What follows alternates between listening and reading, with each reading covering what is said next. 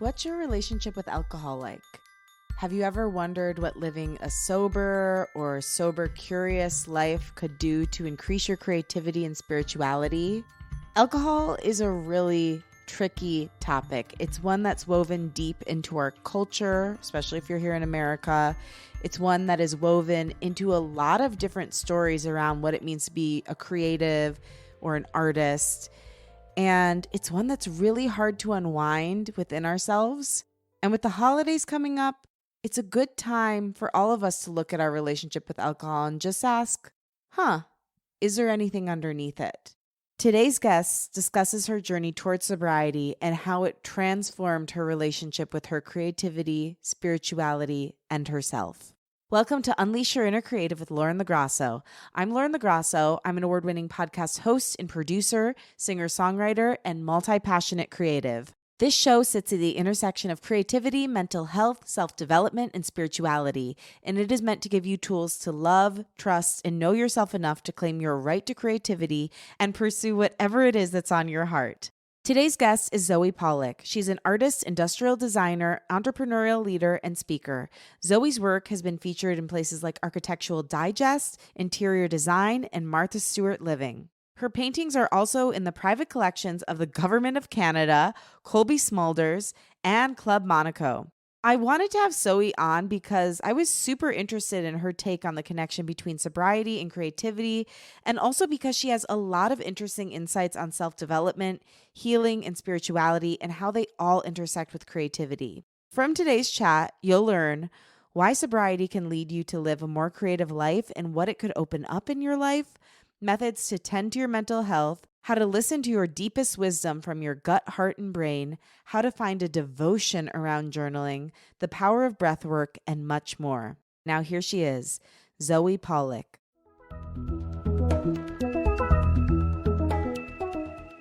Zoe, thank you so much for being on Unleash Your Inner Creative. I'm truly honored to have you here and to be talking about so many heartfelt, spiritual, creative topics. It just feels very generative, and I'm grateful for you. Thanks. I'm excited to be here. Me too. So the thing I'm really curious about, and it's interesting because you said you're most interested in talking about it right now, is sobriety and its connection to creativity and also letting in the divine. I'm curious if you could bring me into your decision to become sober. What led up to that realization? And what was the moment when you finally said, okay, I'm going for this? Yeah, thanks for that question. And it is my favorite topic because getting sober is the number one thing that's transformed my life. I feel like I have a second lease on life. And so I feel like I've died and been born again. And every day I wake up with fresh eyes and I just cannot get over this miracle of what it is and what it means. So that's really exciting. And I guess what happens is when you first get sober, a lot of things have led up to that moment. And a lot of people planted a lot of seeds along the way. It was a number of events that led to the decision. We have a lot of people whose stories I've heard who it wasn't wrapping their car around a pole, it wasn't losing their kids, it wasn't losing their job. It was some shift in the heart that happened, that moment where they decided, I need to change my life. And this moment for me remains a mystery. It's not that I don't want to answer the question, but I do believe that many things led up to me just getting sick and tired of being sick and tired and not wanting to carry my life uphill anymore. I was starting to feel like every day was a slog and every day was a burden. And there was something inside of me that was whispering like, this is the one thing that you need to let go of in order to transcend to the next level. How did you hear that voice whispering inside of you underneath the weight of alcohol? Because I think so many of us have a little voice like that that gets covered up by this other force in our lives, whether it's alcohol or something different. How did you still hear that voice even with alcohol present? Well, I think you're correct in that we all have the capacity to hear that voice and respond to it and listen. And I think that it's not only the force of alcohol that can be overpowering or loud. There's so many forces at play every single day. Capitalism, busyness, the demands of life, and poor food or poor habits, or all of these things piling on to cloud our vision. And they keep us from being able to be still and be quiet and respond. And as we deepen our spiritual practices and get quieter and quieter and spend more time trusting that voice, then we are able to trust it in those bigger decisions, those bigger life decisions. So there's sometimes a voice that says, don't cross the street right now, and you listen to it, and then a car whizzes by.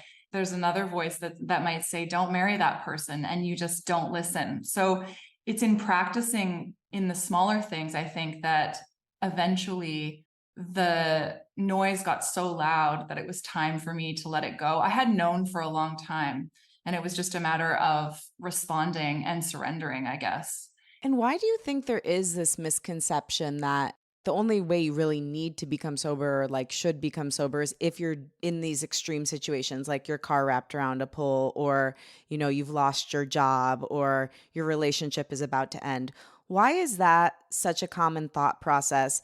And what is the truth of what an addiction to alcohol can actually look like? And I think the most exciting part was the beginning, where you asked, why do we believe that we need to hit some sort of a rock bottom in order to quit? Why does this myth exist? And I think there's a few reasons.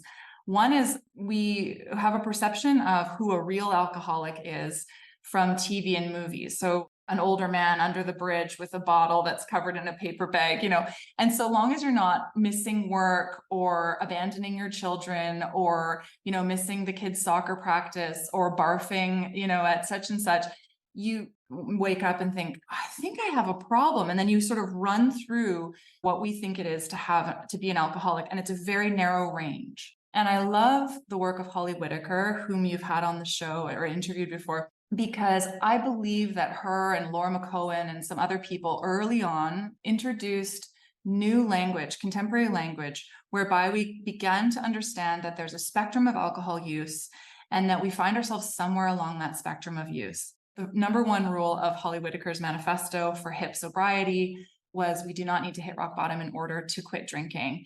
And when I read that, it granted me permission to think, oh, thank God, I can just say I have a problem and put up my hand, and I don't need to fall on my face and knock all of my teeth out, And as mentioned, it's like the slightest nuance. I think that granting permission through language, what some of those trailblazers have done outside of the program of Alcoholics Anonymous, has been absolutely life-giving to so many people, because it's given us this contemporary language where we're able to step into it and say, oh, maybe that's me. And that little tiny voice in our heart that we were talking about, not just the intuition of the gut, but the heart that's like, oh my God, that breaks my heart that it's me, but also that's an identity that I want to wear, not as a martyr or to carry around as a ball and chain, but an identity that I want to step into so that I can have liberation on the other side. Yeah, I love what you just said, because I feel like what stands between so many people and actually going towards sobriety is shame. Did you grapple with that at all in making this choice? Yeah, I think you bring up a really good point. It's a really heavy, big topic, shame. It's fascinating that something would be so shameful that's openly sold at a store with fluorescent lights on for $9.99. It might be shameful to have an affair in the dark, this hidden thing that's not accepted in our society, or it would seem sort of normal to be ashamed of doing a certain harder drug because it's illegal and it's illicit. But how strange to feel shame in a culture that like literally pours this down your throat from a very young age and sells it back to you as something that can be medicine to the ails of life. That's the definition of insanity. I give that context because I want everybody to have a lot of compassion on themselves. I think with shame, there's a lot of self-talk. I know for myself, I was like, why am I doing this to myself? Why am I drinking in private? Why am I the most wasted? Why am I, the party's over, but I got a bottle of wine at home? So the self-talk can be really, really self-deprecating. And well, I absolutely need to take personal responsibility, which I do love talking about as well, because there's a lot of freedom on the other side of that and not blaming. I do think we are steeped in this culture of alcohol as a means to fun and freedom and joy and excitement and artistic, capacities and creativity. How much is that sold to us as creatives? The recognition of that as untrue and as mythology and as actual lies is a really important piece for people to start to understand, to crack open into their own sense of like what's working for them and what's not working for them truly. If someone is in that position right now where they're steeped in shame, what would be your advice for them on starting to go towards self-compassion? Because I feel like it's interesting, like everything you said just resonated so much. Just the word alcoholic has so much weight to it that I think people are afraid to consider they may have a problem even if they do. How would you advise somebody who is feeling just like so much shame and fear, even around admitting this? How can they start to have compassion for themselves?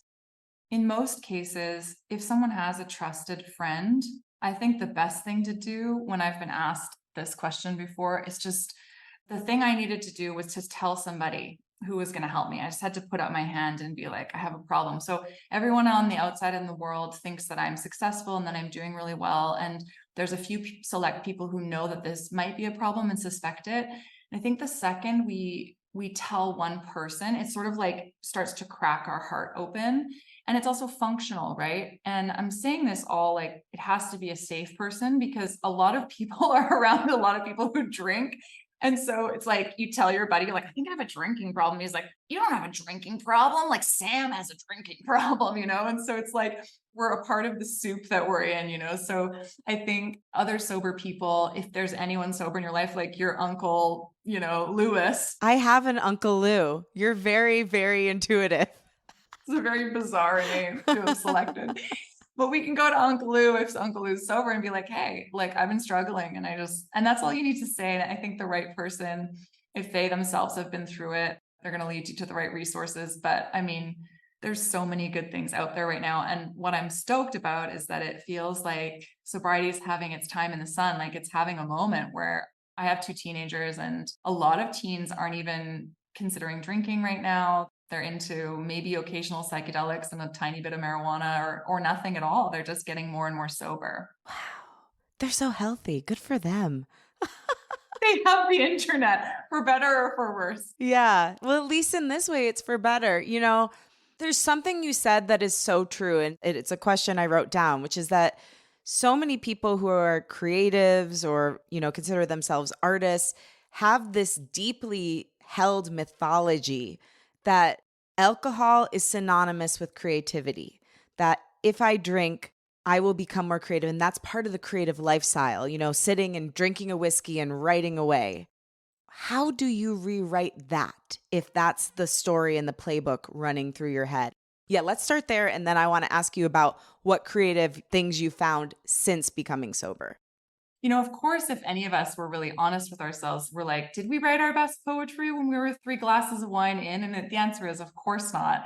The problem with that is that when we're using, our minds are clouded. So, we can answer that question as currently sober women chatting with each other, not under the influence. I think it's harder to feel and see when you're inside of it. So again, remembering that there's this TV and movies have been telling us that for a long, long, long time. So to counter that, it's going to take, a lot of presence and awareness that first of all exists. And secondly, I would say removing the substance for 30 days. If you're not addicted, then let's propose you remove it for 30 days. And then I dare you to get extremely creative for 30 days and see how much work you can produce while you're exercising, drinking tons of water, doing breath work. Like, I dare you to actually witness how much work you're able to produce when you're sober, because I think that's evidence of what you're capable of. And I think it's important to note that, I've been cold plunging for 3 years. We do breath work. There's other ways to get high in life, right? Breath work is wild. Whoa. I did breath work for the first time this year. Oh my gosh. I haven't even talked about that on this show, but like I got visits from my ancestors. Oh, yeah. Love itself came to visit. and tell me about how I needed to heal my relationship with it. Whoa. I've never had a high like that before. I'll tell you that much. Yeah. And the reason you're tripping the most, I think at the end is like, you're like, I was just breathing. Like, this is crazy. I was using oxygen. So yes, holotropic breathing, a couple other kinds, guided breath work, etc., with music and so forth. The spinning dervishes, that there's like many ways, many cultures that have been using different modalities for getting high. We do not need this. And this substance, secondly, like if you're going to use a substance to get high, why ethanol? Like, why gasoline? Like, why a depressant? How is that a good time? Like, when I reflect as a sober woman now, and I say that with all compassion, I was the first one to have 2 glasses of wine and be like, this is going to make me funner at the party. This is going to like make me more social or more alive. And now I'm like, I stay up way later. I remember every conversation. I'm more witty and fast. I'm more on top of it with, if I'm networking with my clients, like my brain is firing in a whole other way that it wasn't when I was using. And so it's like, it's mind blowing. But I think, as mentioned before, I think it's really hard to say that and believe that unless you're like, kind of have to pull the substance off for 30 days or 90 days to actually see that manifest. Yeah. And I'm curious in your life, I mean, you just spoke to some of the ways, but what sort of creative portal has being sober opened up for you? Like, how would you describe your creativity pre-sobriety and post-sobriety? Yeah, it's a good question. I think the answer to that is that I'm more present, so my work is more present. I'm more productive, so I produce more work. I'm better with my finances, so I know how to buy more canvases. It's not that it's unromantic or all pragmatic, but it's not like I drank some magic potion after getting sober and something completely changed in me. My work stayed pretty similar. A lot of people would say that my work lately has gotten, my color combinations are a bit more daring, or the work is more splashy. But in truth, I think that has to do more with being a clear vessel. Like I would say, Rick Rubin would talk about the body as a vessel and us just putting up the antenna. My antenna is way more present and aware. And so I'm capable of receiving way more information and channeling it more efficiently. Mm. I know you've had a really close relationship with God since you were 12. How has your ability to hear God shifted since this sobriety? Yeah, thanks for the question. I always like to remind people that if they're allergic to the word God, you can insert the word creative energy and love, universe. I use God, lowercase g. I have always had a strong sense of connection to my higher power, and I spend more time with them. I spend more time in conversation.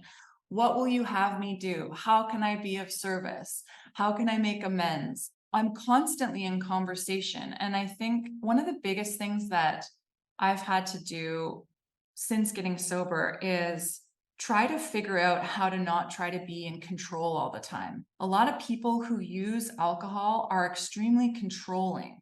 Why? There's many answers to that. My experience has been that maybe I wasn't tended to as much as I needed to be when I was younger. A lot of people who drink a lot or use a lot come from traumatic pasts or had traumatic events happen to them for whatever reason, or maybe I was born this way and maybe it's 50-50 nature nurture. I am more of an anxious person. I want to go, do, don't feel safe. And so when I medicated with this calming, warm substance, I was actually at the beginning, they say it works until it doesn't. It kind of worked for me. It was like I took my first drink and I was like, oh, thank God. I can finally kind of calm this nervous system that's just like always firing, and this brain that's quite bright. A lot of people, when we get together who've had drinking problems in the past, they're extremely bright and extremely creative. And so I don't think it's a coincidence that when we remove the medicine, you really see their disease, right? And so when you get a group of us together, it's a real party, because it's like when you take away alcohol, it's like I'm still here. In fact, I'm living now with my skin turned inside out because I have to experience all of life truly and completely exactly as it is, which is new to me. Yeah. And something I hear a lot of people who are sober talk about is how the most sensitive and deeply feeling people often become addicts because it's just too much pain to not be. How are you dealing with being turned inside out? I move through life now using other modalities for exposing myself to difficult situations, such as exercising, cold plunging, breath work. What these things do is they show me that I have the capacity to be resilient. So, what I'm doing is intentionally building my resiliency. When I first got sober, there's a light wind. I'm like, oh my God, I want to drink. I don't know what to do.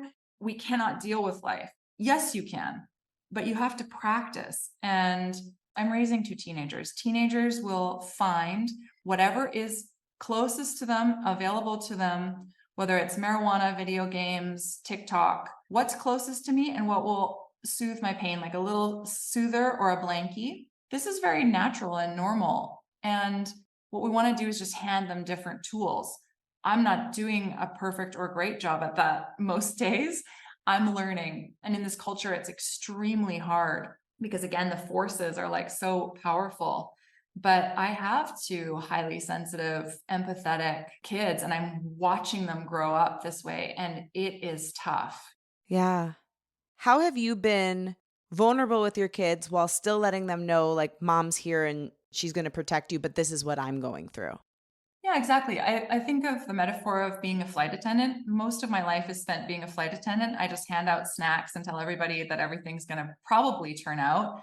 And if you think about that metaphor, it's true. We're going through some bumps in the air. Like, maybe put on your seatbelt. I have some suggestions for like how you might want to get through this and stay alive. And you can choose to use them or not. But when it comes to my own suffering, like, I went through a really hard last couple of years, and I found that sweet spot between, sometimes I would need to cry and I would end up crying in front of them. And then I would say to them, I'm okay. And I have my own friends and I feel a lot of things right now. And I feel really sad. And I'm an adult and I'm okay, and they're not my friend. I don't go to them for counsel. I try to be very cognizant of the child parent dynamic, because we've heard so many stories now at our age of friends who said, my mom used to try to be my friend, or my mom got me to help her solve her problems, or my dad told me everything about their divorce, or my dad told me everything about our finances or whatever when I was way too young.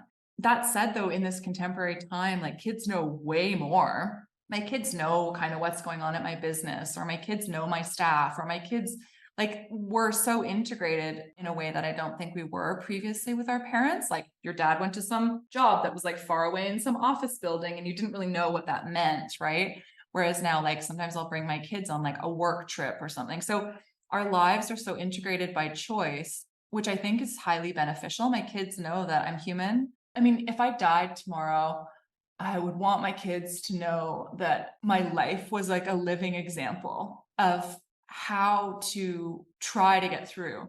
They know that I've been down or that I've been challenged, but they would know, not because of what I said to them, but because of how I lived, that we're kind to people, we're always honest, we're ethical in business. And they would say, my mom got up 3 or 4 times a week for some crazy reason and exercised and jumped in that freezing cold ocean right in front of our eyes through the hardest years of her life. And I hope that they think that that's admirable.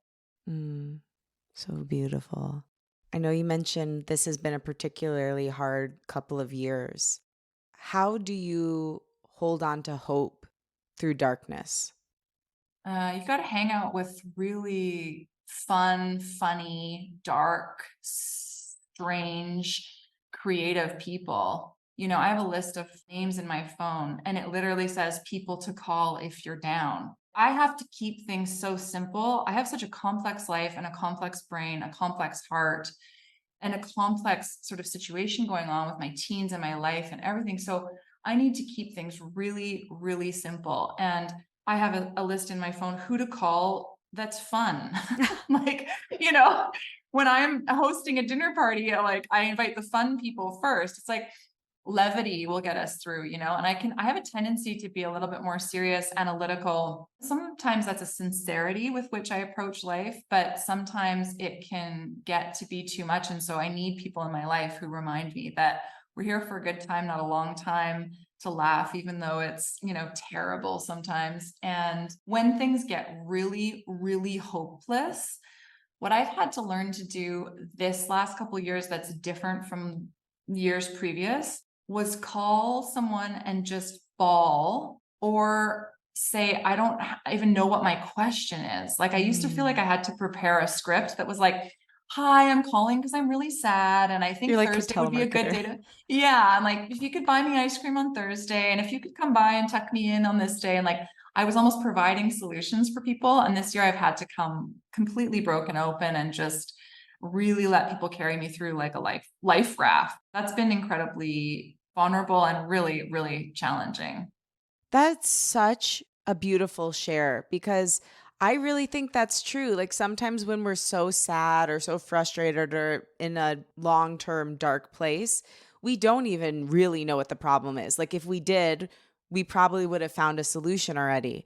And I do that. You just made me see myself in you. Like I don't want to burden my friends a lot of times with the uncertainty of the darkness I'm feeling.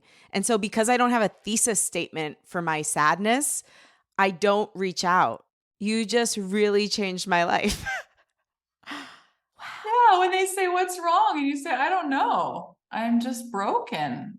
I'm just lost, or I'm just, or you just don't even have any words. But think about how, like, why would we think we have the responsibility to wrap perfect language around such an unique hodgepodge of confluence of like crazy emotions and histories and past and traumas and conscious and subconscious, and we're complex beings, so why would we have to wrap perfect language around that? It's in our darkest times. It's a lot of pressure. Way too much pressure. I'll be pondering it. Perhaps through the power of journaling. I hear you're a huge journaler. Okay, I want to talk with you about this because I did a 100-day challenge at the beginning of the year to do the morning pages every single day, and I did it. But about a month in, it started feeling like a job. And I've never been able to frame journaling as a devotion versus a discipline. And those two words hold very different energy for me. I've never been able to be devoted to it.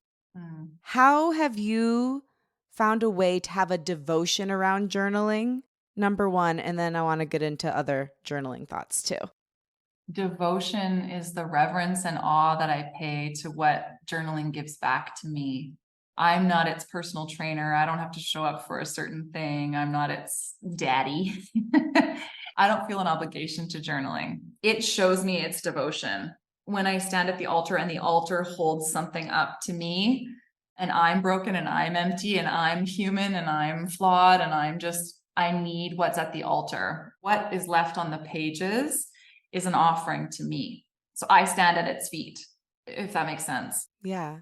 That is a very romantic, beautiful way to say that I journal out of complete neuroses. And the fact that I'm like anxious and love 7 cups of coffee in the morning, and I use to-do lists and I scribble on things, like my journaling is not like a set thing. And I've never done a set amount of days. So I hold it loosely, I guess.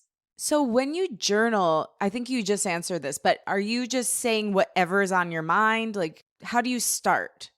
First of all, I mean, we call it journaling, but I never think of it like that. Like if somebody's like, I'm really into kayaking, I kayak every morning. Like that's a very like, I put on all my kayaking clothes and I like shop at the kayaking store, I don't really think of myself like that. It's like I get up and I bring myself to the table the same way you bring yourself to a piece of toast that's on a plate. Mm. I just bring myself to the empty page, and it's just something I do in the morning, like brushing my teeth. So I bring myself to it with not a lot of expectation, but daily ritual, like brushing my teeth. I'm just like, okay, here I am. I have one trick that I feel works for me that I feel like might be unique to other people. I'm not really sure, but I feel like it's important to write down the question that you're thinking in your head. So for example, if you're like, I hate my mom, I'm so sad about everything that's happening with my mom. And you go to journal and you write, I don't know, I hate my mom, or I don't know, whatever it is. I stop before answering the question, so to speak, and I ask the question and I write down the question. So every morning I write down what matters today. So I write down one thing, and I might think, oh, it's so important that I get this client, or I go to work and I like look this certain way or whatever. This podcast is really important today. And I'll end up writing down like, oh my God, I really got to make sure that I pick my kid up at 5 o'clock, because that doctor's appointment is really, really, really, really important. So I really put in my heart and my mind and on the page, like what actually matters today. Because sometimes that surprises me. It's like we think all this other stuff matters, but it's like, oh, that today I promised myself I was going to go for a jog and I bailed on myself the last 7 days. So actually, that's actually what matters the most to me.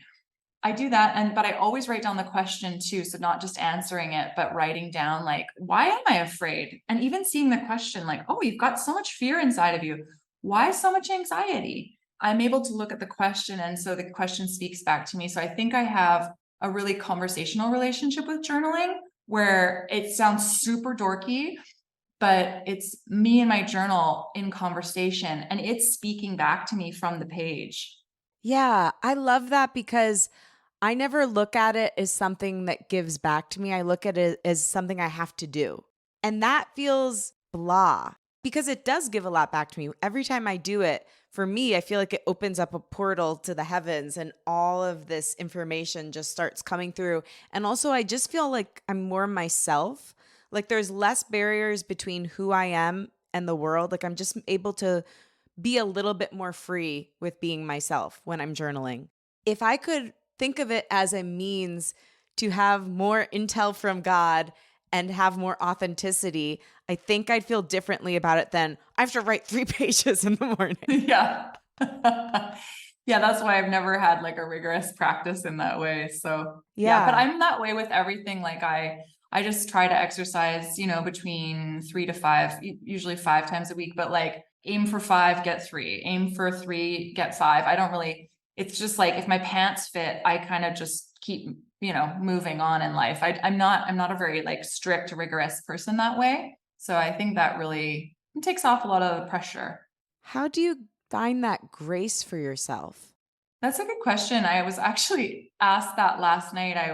My friend was saying she was stressing about hosting a Christmas party. And I was like, where? Like, why? Like, what would happen there that we would all like, no one gives a shit. Like everybody wants to come. You're like, she's the coolest girl, and not legitimizing her feelings. But what they were getting at was like, you host all the time and you're always such a relaxed host, just as one example. I put a lot of internal pressure on myself sometimes, but I'm pretty easygoing with myself in terms of I don't have that sort of negative self-talk. Oh, that's beautiful.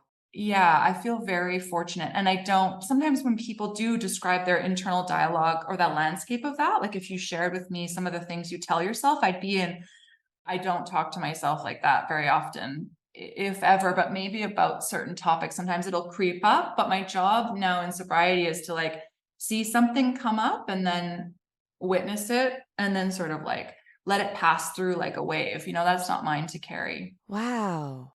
Yeah, something I've been doing lately, I mean, I'm definitely not to like the wave level, but I've been asking that voice questions, which Yeah. seems to be helpful. So when I have a voice in my head that I call the drill sergeant, and that's a part of me that always is just like cracking the whip, trying to get me to do more work. And I asked it one time, what do you want from me? And it said, I don't want you to give up. And I was like, oh, that's so sweet. Like, thank you. Thank you so much for believing in me and like making sure that I keep going. This particular method of encouragement isn't helpful. If I could modify the way that you are drill sergeanting. Yes. A little more zen, a little more encouragement you would be don't great. know me. Well, I had to recently do that with my partner. We did it by I didn't have to, but I was like, oh, you want to be told, like, you want Coach Carter to come over top of you at jujitsu and like tell you like how to do things. And I'm like, that's never helpful to me. I don't have that voice inside, and I certainly don't need it outside. And so I think what you just brought up is worth mentioning, like internal family systems. It sort of sounds like, I don't know if you've ever done that type of therapy, but it's been really helpful to people who are really close to me lately. So I didn't know it was that. My therapist did like recommend that I ask it a question, but then I've been hearing all these people talk about it. So yeah, IFS. We should all check it out. It's IFS. good. Oh, I wanted to ask you this. You brought up this like very interesting thing a few different times. You talked about the wisdom of your brain, your heart, and your gut. How would you describe the wisdom of each of those parts for yourself? So this is new information. We maybe have heard this recently, that we have three brains: the gut, the heart, and the brain. We always think we're functioning here, right? And I am not integrated a lot of the time. Ask anyone who knows me. And I think I'm at my worst when I'm functioning just from the neck up. This is a dangerous place to live most of the time. The brain makes a great co-pilot and just like for sharp decisions and stuff every once in a while. But if we measured how much we're living up here and functioning out of here, and how much we really probably need to or should be, like, you should turn left to go to this, grocery store. That's a good place for your brain to be the pilot. But other than that, we need a whole lot more of this, the gut and the heart. So first of all, learning where to find those places. And I never used to talk like this. I mean, I've always been a spiritual person, but you brought it up first. So it's like talking to that heart, being like, oh my gosh, that aches. And then instead of saying, well, yeah, it hurts because he left, and this hurts because, and adding sort of pragmatic information from up here to the heart, it really staying with the heart and asking it again. Well, why does that hurt? Oh, that's hurt for a long time. Oh, that's interesting. And just being in conversation with your heart and letting it speak a little bit more loudly. Because if in fact we have three, then we need to give those other two more airtime. And in order to give them airtime, we have to first get to know them. They're just like characters that are at a dinner party, and one character has been dominating the conversation our whole lives. And we need to get to know those other two characters, the gut and the heart. Our friends. Our friends, Mr. Gut. I mean, we talked a little bit about intuition at the beginning, and like we feel love in our heart. We feel our like gut instinct is often in our stomach. When we feel nervous in our stomach about like going down a dark alley, we might choose to listen to our gut. Our gut is telling us not to go there. These are all examples of little ways in which our body is always talking to us. And I literally think we're just needing to be better listeners. And we live in a culture that loves us to only listen to this crazy mind that can get us in real trouble. Do you ever have the heart and the gut talk to each other? Is that a piece? I haven't really thought about that before. I spend the majority of my conscious time around this topic really trying to train my mind and cultivate my mind and quiet my mind and tell it to play second fiddle, and quiet down so that I can listen to the other two. Yeah. It's interesting because when you were talking about it, I saw them all sitting at a little like round table, kind of holding a press conference with each other, Yes. all bringing up their different points. And then your higher self or some greater wisdom took them all into account and then made the decision. Yeah, I think that's the best place to come from. Another way to say that would be the people that I admire have a really strong sense of their gut, their heart, and a capacity to train and, not be dominated by their mind.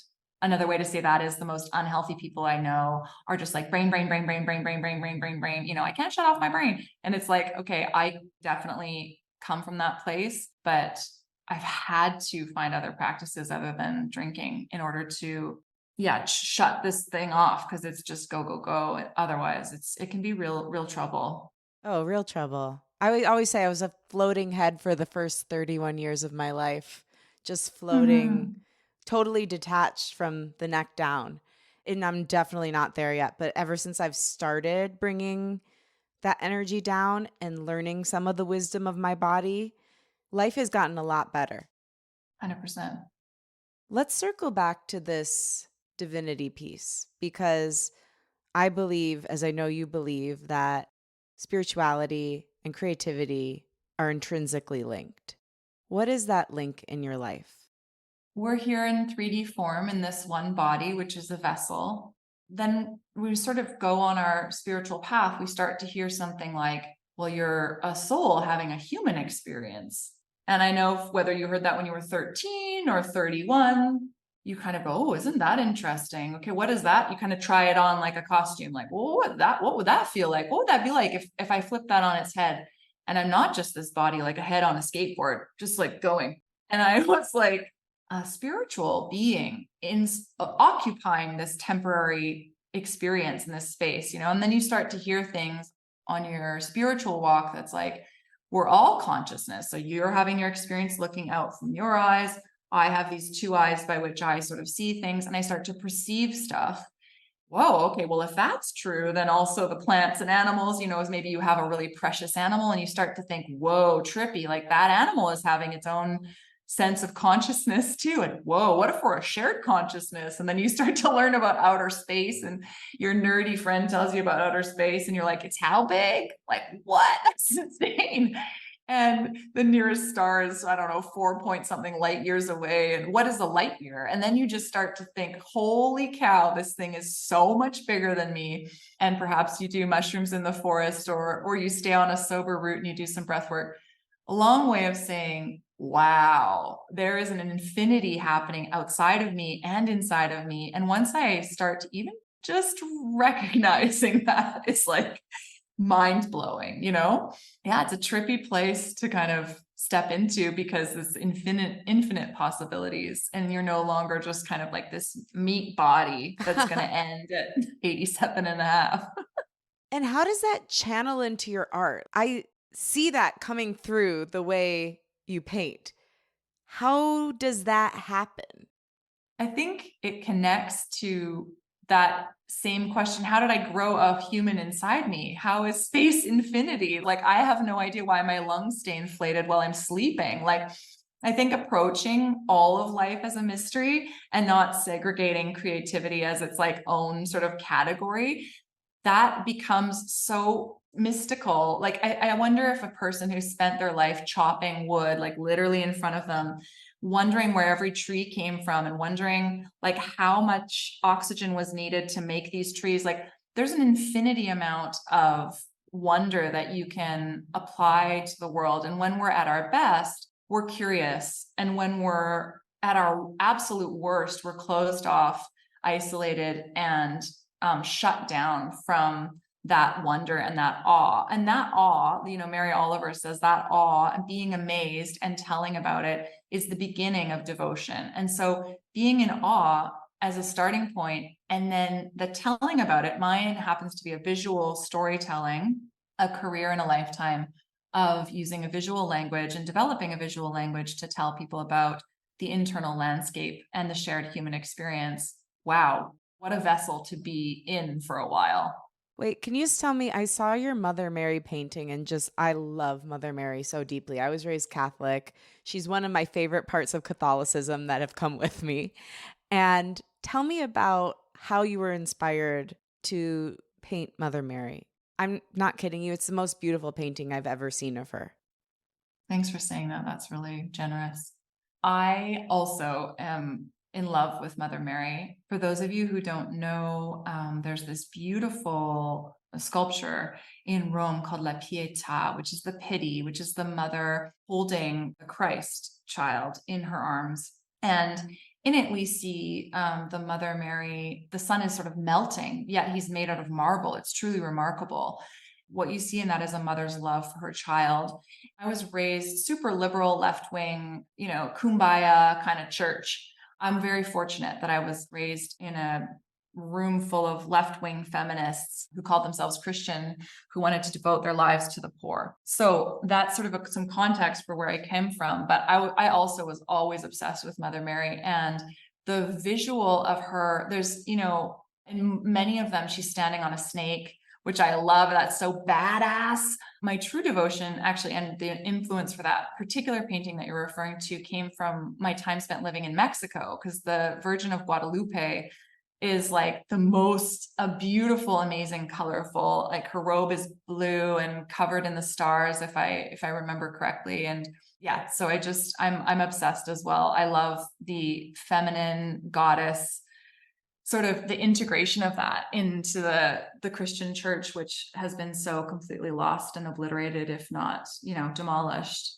100%. And it's wild because I pulled it up as you were talking about it, and I wrote in my journal, like I think at the beginning of the year, I want a picture of Mother Mary having fun. There are no pictures of her having fun.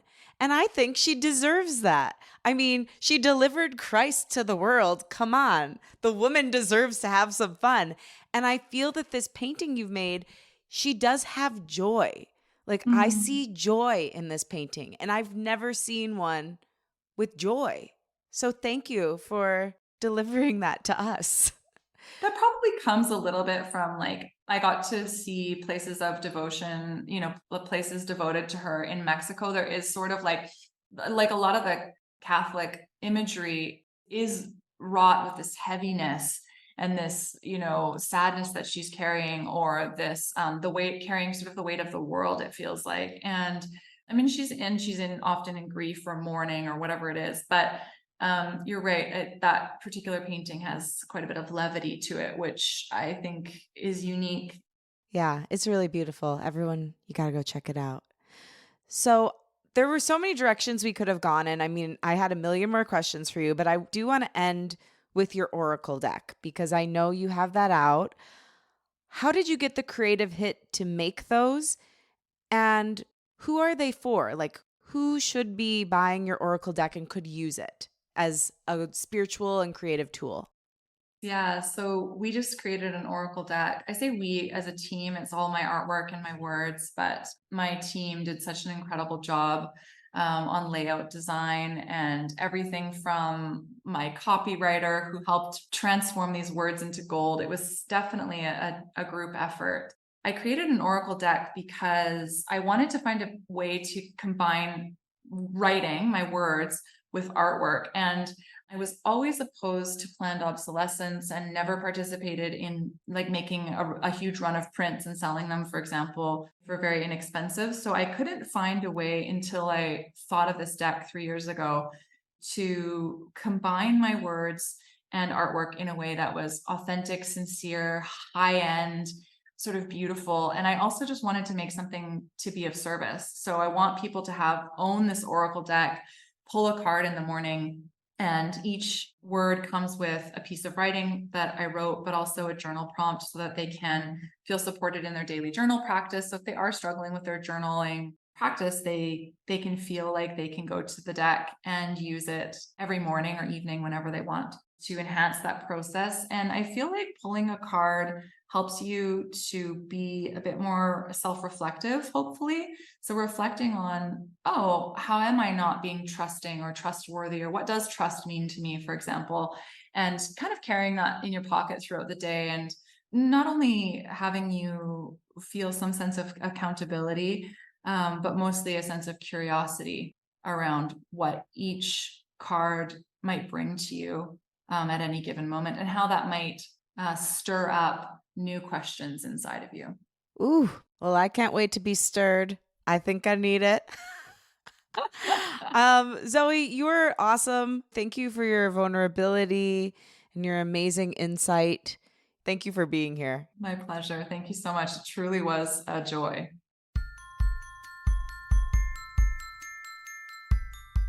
Thanks for listening, and thanks to my guest, Zoe Pawlak. For more info on Zoe, follow her at Zoe Pawlak and visit her website, zoepawlak.com, to find her artwork and get your hands on a set of her Oracle deck. Thanks to Rachel Fulton for helping edit and associate produce this episode. Follow her at Rachel M. Fulton. Thank you to Liz Full for the show's theme music. Follow her at Liz Full. And again, thank you. If you like what you heard today, remember to rate, review, and follow the show on Apple Podcasts, Spotify, or wherever you get your podcasts. Share the show with a friend and post about it on social media. Tag me at Lauren LoGrasso and at Unleash Your Inner Creative, and I will repost to share my gratitude. Also, tag Zoe at Zoe Pawlak so she can share as well. I have 2 wishes for you this week. My number 1 wish is that you listen to your gut, heart, and brain. Find the connection between them all and open up to your true authenticity. My second wish for you is that you just take a look at your relationship with alcohol. Just get curious around it and start to wonder. Something I do every year is dry January. I find it really helps. And last year, it really helped me realize I had been drinking way too much throughout the pandemic and I needed to cut back. And I didn't like the space that alcohol had taken up in my life. And so maybe that could be good for you. Maybe just asking the questions around it could be nice. But I think it's something we need to examine more. And if it's taking up more space than you want it to, considering reshaping your habits around it. All right. Big stuff. I love you. I believe in you. And I'll talk with you next week.